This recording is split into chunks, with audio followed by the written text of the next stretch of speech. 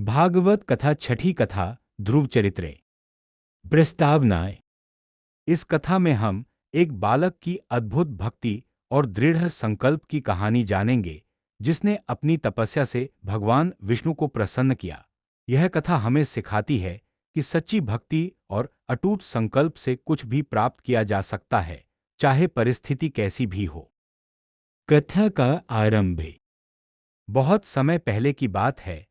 राजा उत्तानपाद के दो पत्नियां थीं, सुरुचि और सुनीति। सुरुचि को राजा बहुत प्रेम करते थे, जबकि सुनीति की उपेक्षा होती थी। सुनीति का पुत्र था ध्रुव, जो बहुत ही तेजस्वी और बुद्धिमान बालक था। एक दिन ध्रुव ने देखा कि उसका छोटा सौतेला भाई सुरुचि का पुत्र राजा की गोद में बैठा है। जब ध्रुव भी राजा की गोद में बैठना चाहता है, तो रानी सुरुचि उसे रोक देती है और कहती है, यदि तुम राजा की गोद में बैठना चाहते हो, तो पहले भगवान नारायण की तपस्या करो और अगले जन्म में मेरे गर्भ से जन्म लो। यह सुनकर ध्रुव को बहुत पीड़ा हुई। अपनी मां सुनीति के पास जाकर उसने अपनी व्यथा सुनाई। सुनीति ने ध्रुव को धैर्य रखने और भगवान विष्णु की भक्ति करने की सलाह दी। वनगमन और कठोर तपस्या। ध्रुव ने मन में ठान लिया कि वे भगवान विष्णु को प्रसन्न कर अपना स्थान प्राप्त करेंगे।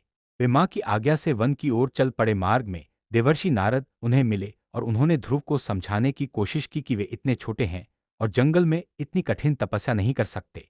लेकिन ध्रुव अडिग थे। उनकी दृढ़ निश्चितता देख नारद मुनि ने उन्हें ओम नमो भगवते वासुदेवाय मंत्र दिया और ध्रुव ने मधुवन में जाकर कठोर तपस्या शुरू कर दी।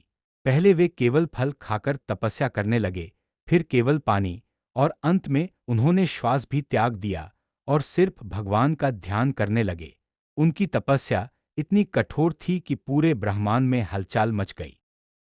भगवान विष्णु का प्रकट होना।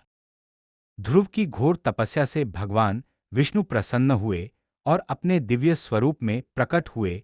जब भगवान ने ध्रुव को दर्शन दिए, तो वे उनके तेजस्वी रूप को देखकर स्तब्ध रह गए।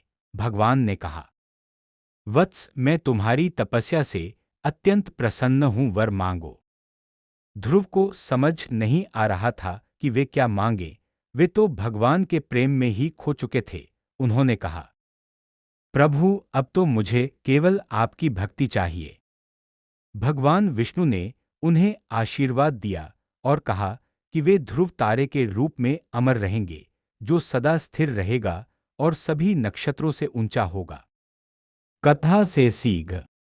एक सच्ची भक्ति और दृढ़ निश्चय से कोई भी लक्ष्य प्राप्त किया जा सकता है। दो कठिनाइयां हमें कमजोर नहीं बल्कि मजबूत बनाती हैं। 3. भगवान अपने भक्तों की भक्ति का कभी अपमान नहीं होने देते। 4. अहंकार और अन्याय का अंत निश्चित है। अगर आपको हमारी यह कथा पसंद आई तो चैनल को लाइक और सब्सक्राइब करें। हरि ओम।